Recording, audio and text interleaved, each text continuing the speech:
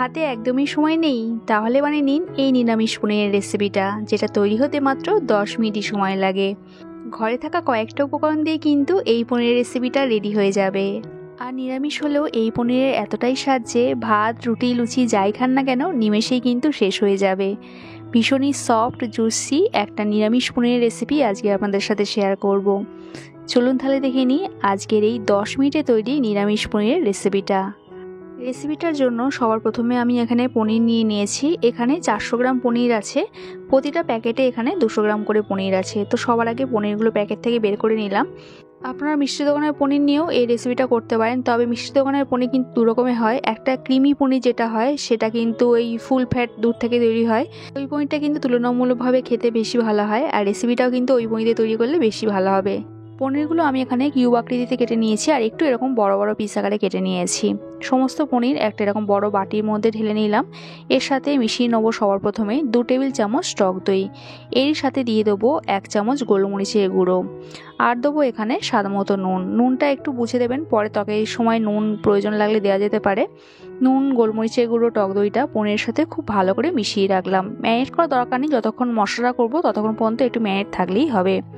মশলার জন্য সবার প্রথমে আমি এখানে নিয়ে নিলাম 1 টেবিল চামচ পোস্ত, আর নিলাম সামান্য একটু কাজু কিশমিশ, একটু ভাঙা কাজু 1 চামচ মতন, আর 4 থেকে 5টা কিশমিশ।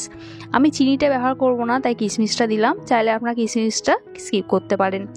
এর সাথে দিয়ে দিলাম 2টো কাঁচা লঙ্কা, আর দেবো 1/2 ইঞ্চি মতন আদা। সবশেষে এখানে দিয়ে দেবো একটা মিডিয়াম সাইজের টমেটো। এইগুলো সব কিছু একটা মিহি পেস্ট বানিয়ে নেব। এখানে বলে রাখি, আপনারা পোস্তর বদলে সাদা তিল ব্যবহার করতে পারেন, আর কাজু বাদামের বদলে চিনে বাদামও ব্যবহার করতে পারেন। তো আমি একটা ফ্রাইং প্যান বসিয়ে নিয়েছি রান্নার জন্য, আর সাদা তেল ব্যবহার করছি, তবে আপনারা সর্ষের তেলেও রান্নাটা করতে পারেন।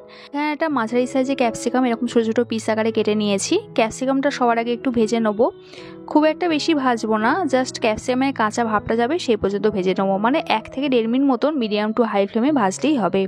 ক্যাপসিকামটা যেরকম চাইছিলাম সেরকমই ভাজা হয়ে গেছে। এবার ক্যাপসিকামগুলো এখান থেকে তুলে নিলাম। এই তেলের মধ্যে এবার আমি দিয়ে দিলাম 1 চামচ ঘি। ঘিটা এখানে অবশ্যই দেবেন, এতে টেস্ট এবং ফ্লেভার দুটোই দারুণ আসবে।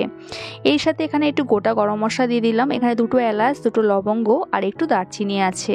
সঙ্গে দিয়ে দিলাম একটা শুকনো লঙ্কা আর 1/2 চামচ গোটা জিরে। কয়েক সেকেন্ডের জন্য একটু নেড়ে নেবো, যতক্ষণ না গোটা গরম মশলা আর ফোড়ন থেকে সুন্দর একটা গন্ধ বেরোচ্ছে। ফোড়ন থেকে যখন সুন্দর গন্ধ বেরোবে তখন এখানে দিয়ে দেবো মশলার পেস্টটা। লো টু মিডিয়াম ফ্লেমে মশলাটা কষিয়ে নেবো যতক্ষণ না আদার কাঁচা গন্ধটা চলে যাচ্ছে। আর এখানে আমি এই রেসিপিতে কোনো রকম হলুদ বা লঙ্কার গুঁড়ো ব্যবহার করব না, তবে আপনাদের যদি খুব ফিকে মনে হয়, খুব সাদাটে মনে হয়, তাহলে কিন্তু অল্প একটু হলুদ লঙ্কার গুঁড়ো দিতে পারেন। তবে এমনি কিন্তু একটা কালার চলে আসবে, আপনারা দেখলে পরে বুঝতে পারবেন। মশলা থেকে তেল ছেড়ে এসছে, এবার এখানে ম্যারিনেট করা পনিরটা দিয়ে দিলাম। যেহেতু পনিরের সাথে টক দই মেশানো আছে, তাই প্রথমে 1 মিনিট লো ফ্লেমে, তারপরে 1 মিনিট হাই ফ্লেমে কষিয়ে নিতে হবে। জাস্ট 2 মিনিট মতন একটু কষিয়ে নিলে হবে।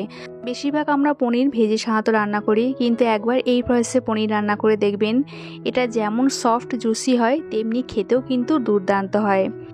তো আমি এখানে মশলার সাথে পনিরটা জাস্ট 2 মিনিট কষিয়ে নিয়েছি। এরপর এখানে জলটা দিয়ে দেবো। সবার প্রথমে মিক্সিং জার ধুয়ে একটু জল অ্যাড করলাম, তারপর আরও একটু জল অ্যাড করলাম, ওই 1 কাপ মতনই হবে। আমি এই রেসিপিটা একটু মাখো মাখো করবো, তাই জলটা খুব সামান্য দিলাম।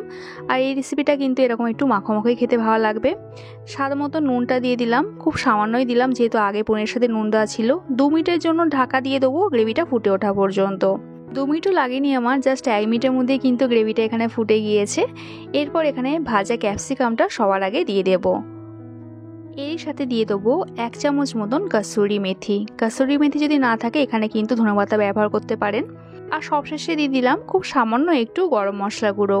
আমি এখানে চিনি দিলাম না, যেহেতু আমি কিশমিশটা দিয়েছি, তবে কিশমিশ না দিলে আপনারা এখানে 1 চামচ চিনি অ্যাড করবেন। নিরামিষ ত্বকে সাধারণত একটু মিষ্টি মিষ্টি খেতেই ভালো লাগে। 2 থেকে 3 মিনিটের জন্য কভার করে দিলাম, যাতে কাসুরি মেথি গরম মশলার ফ্লেভারটা তরকারির সাথে খুব ভালো করে মিশে যায়। 2 মিনিট বাদে এখানে কভারটা খুলে নিলাম।